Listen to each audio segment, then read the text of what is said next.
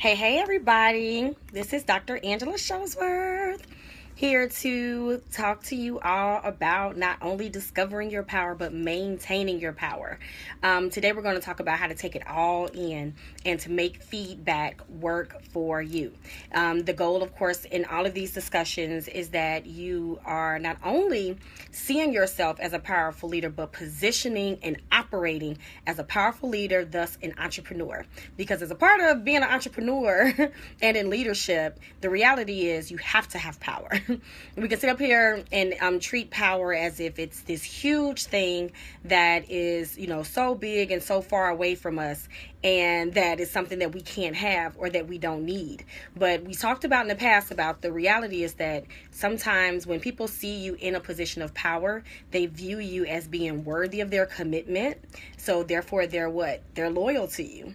And you will get access to different spaces and different things that you normally wouldn't have received if they're like, wait a minute, who is this person? What is it that they can give to us? And all of those good things, right? So there are some realities that we need to maintain power as a entrepreneur and as a powerful leader.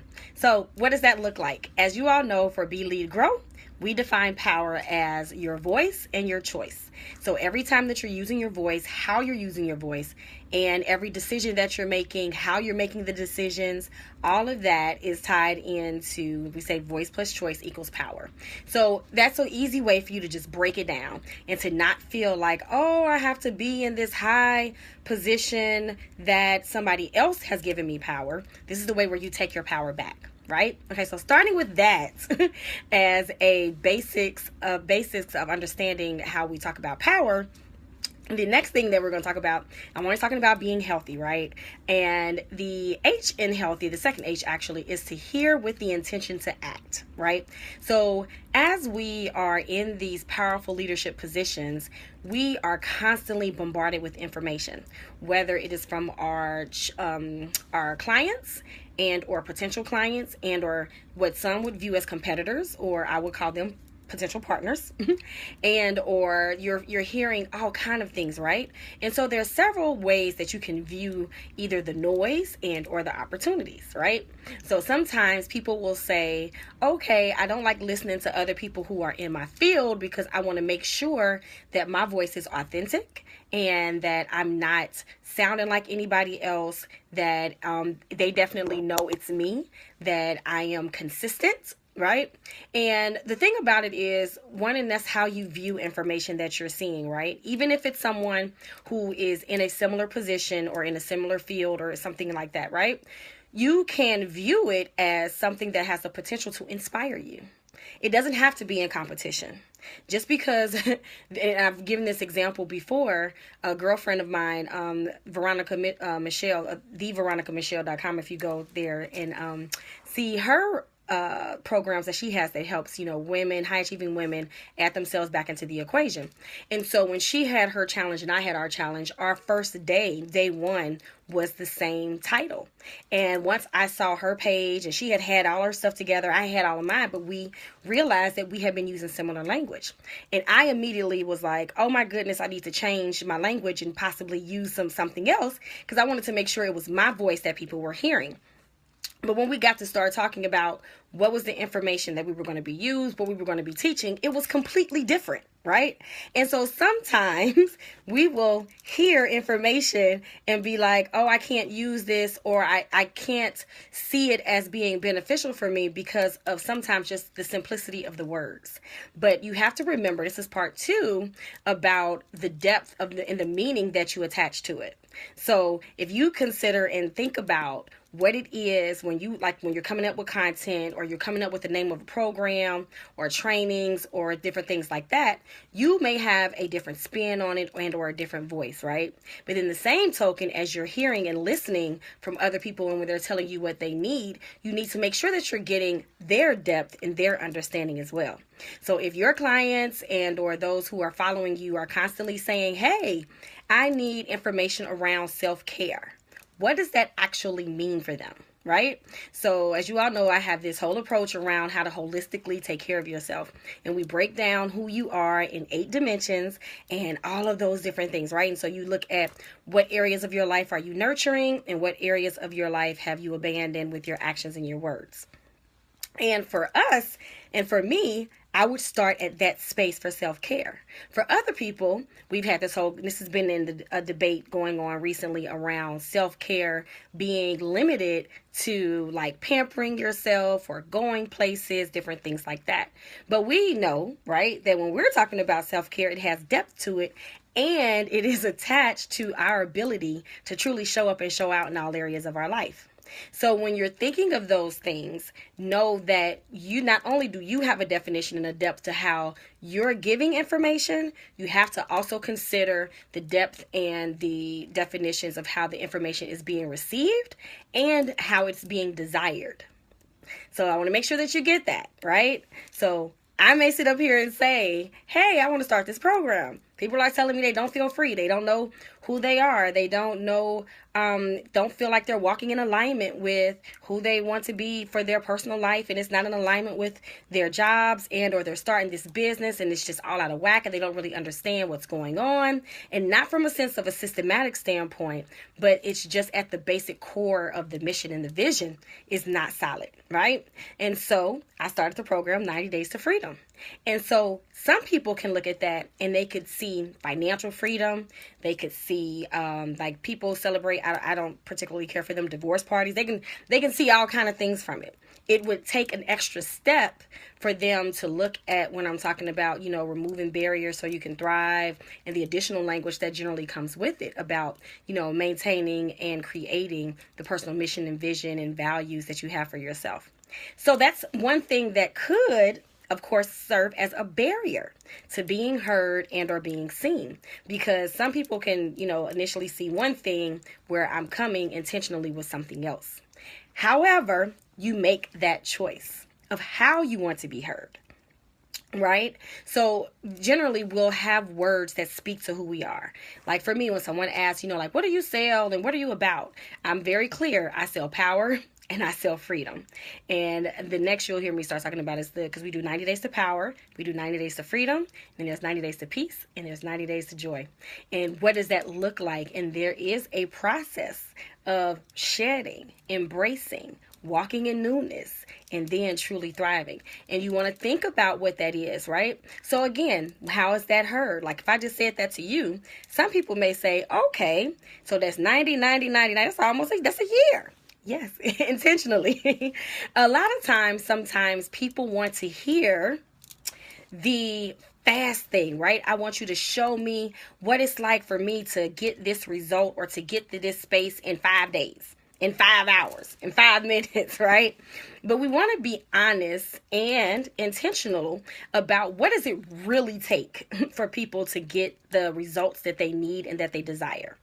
And that takes us, one, knowing what we're talking about, right? So coming from a place of confidence and knowing your expertise, knowing how you're serving your client. Hey, thank you. I appreciate it. And also, I'm talking about the importance of hearing your own voice and how it's being heard by your potential clients and or your clients that are coming on board. And like we're saying, so sometimes they may want to hear a certain thing. And so sometimes a lot of people are out here telling them that thing. And then they find out that you have set unrealistic expectations because you can't get to a place of changing your entire life, changing the way you lead in 5 days. It's impossible. So, but what we can do is make shifts and make change and celebrate the adjustments of the process, right? A lot of times we don't give space for evolution. We just expect for a lot of results, and people want to hear that.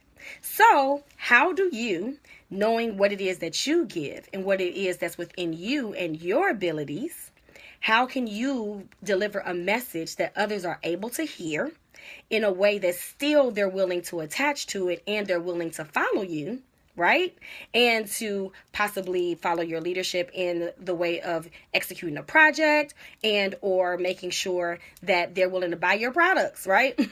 So, hey, Shelly, I see you joining in. So exactly, like, do I trust that what you said you're going to be able to give me is actually going to yield those results?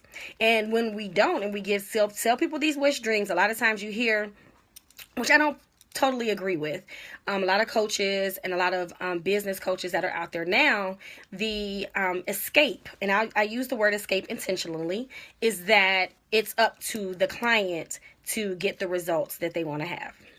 And although that's hands down, that's the truth, right? We know that people have to show up for themselves. They have to do the work. They have to be willing to show up consistently. It can't be just something that they did one time. They can't just listen to it. And then they also have to hear it from a space of knowing that they're worthy of hearing it. There's all of these different things that go into it.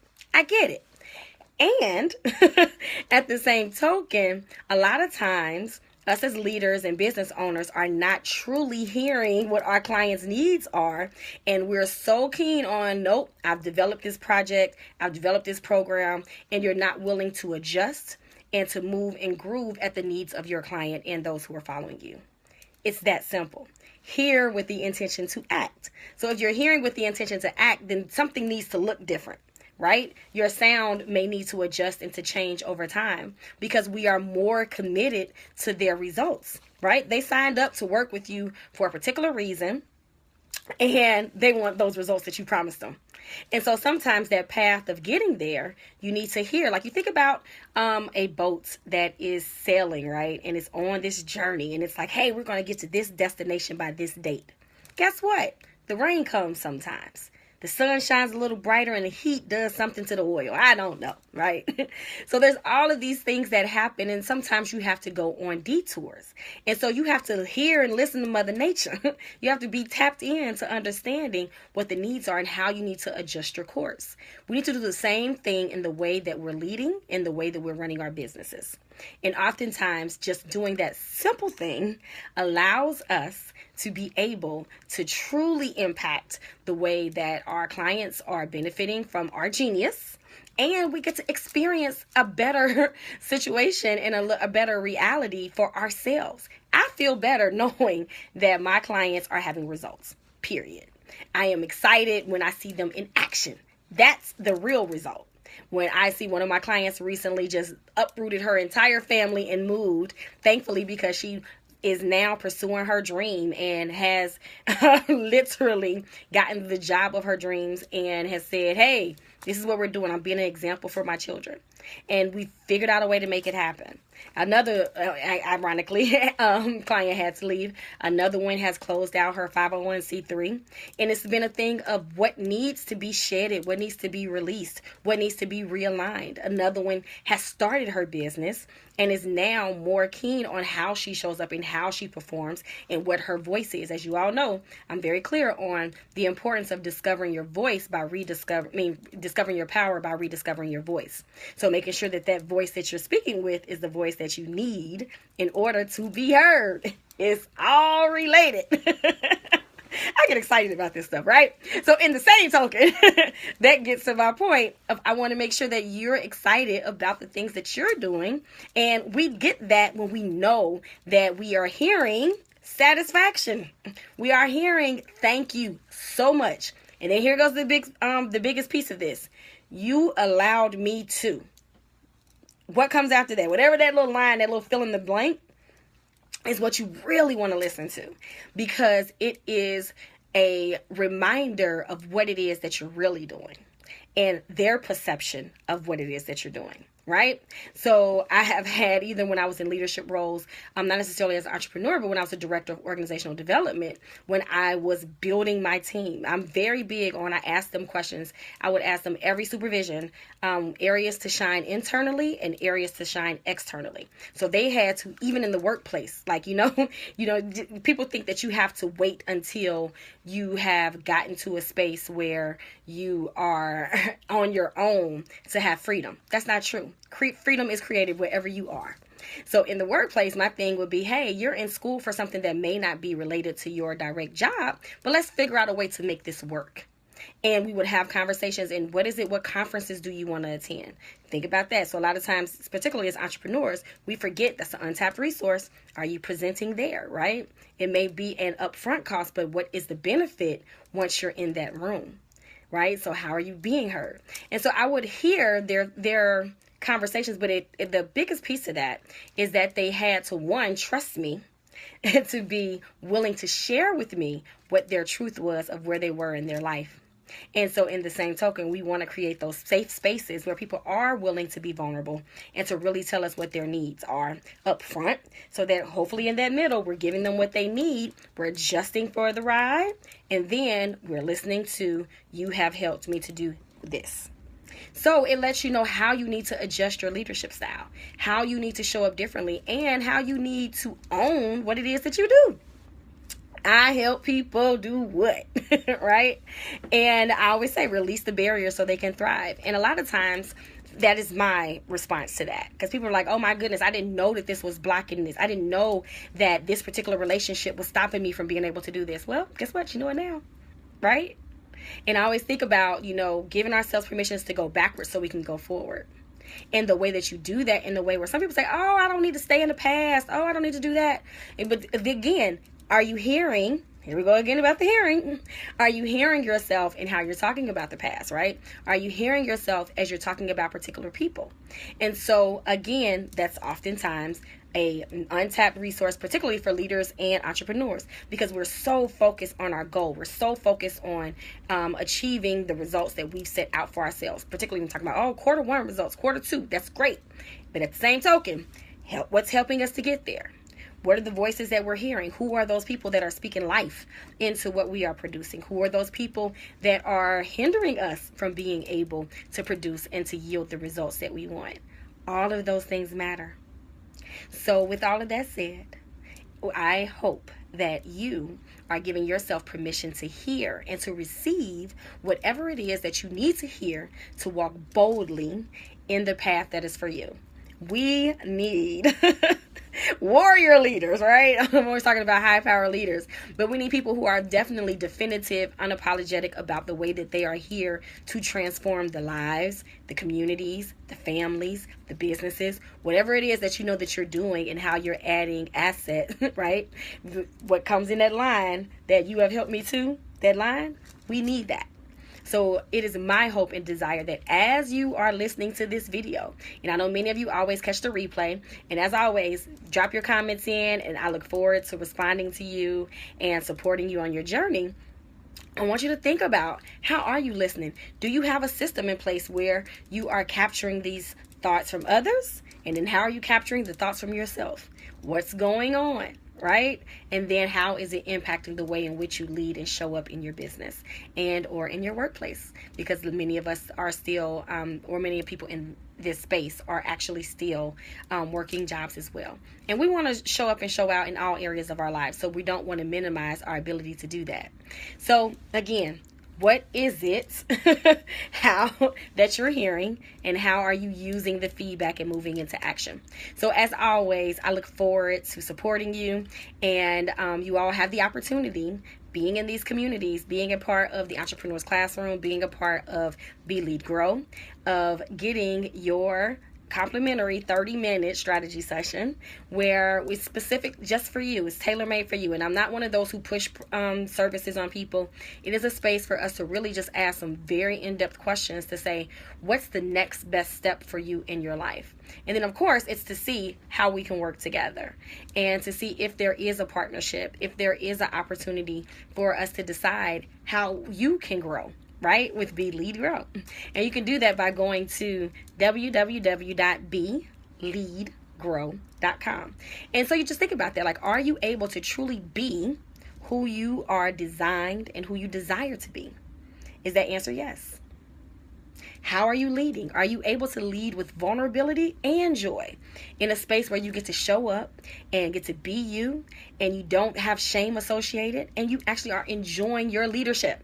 I always say, if you're not having fun in the way you're leading, then you're not doing it the right way. And then, are you growing? Are you looking at innovation? How are you incorporating creativity? And I always say anything that is not growing is dead. So you don't want a dead life, right? We want to make sure that you're not just living, but that you're moving to a place where you truly are thriving. That's what it's about. And that's why it's Be.Lead.Grow. So when you get to the space, it's going to say, hey, who's ready for change? Because at the end of the day, you got to change something to get the results, right? And there's 2 questions that are asked of you. And that is, I am, which means you want to work on your individual leadership. You want to show up differently, as we just talked about, in the world, and make sure that your voice is actually being heard and you're able to take the feedback, and not necessarily even the negative feedback. It's still insight that can help you on your journey. Like we were just talking about. I don't want to hear about no hailstorm when I know that I got to get to this destination by this day. But hey, that hailstorm is going to help me to know what I need to avoid, what lies ahead. So you want to think about that. And then the other option is we are. And that's particularly for businesses and organizations that are at that space that say, hey, we need to look at our operations, how we're communicating, how we're engaging, how our staff aligned. Like I was giving you the example earlier, do they feel like they can be themselves in the workplace to yield the results? And that's at that space when you have staff and you have people that are, really doing that work collectively. Like, what does collectivism look like within your workplace? And I'm here to tell everybody, every business has a spirit and an energy. It's either helping you or it's hindering you.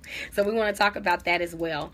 And what does a healthy workplace look like, and your ability to create that. So, as always, if you have questions, I am here to support you.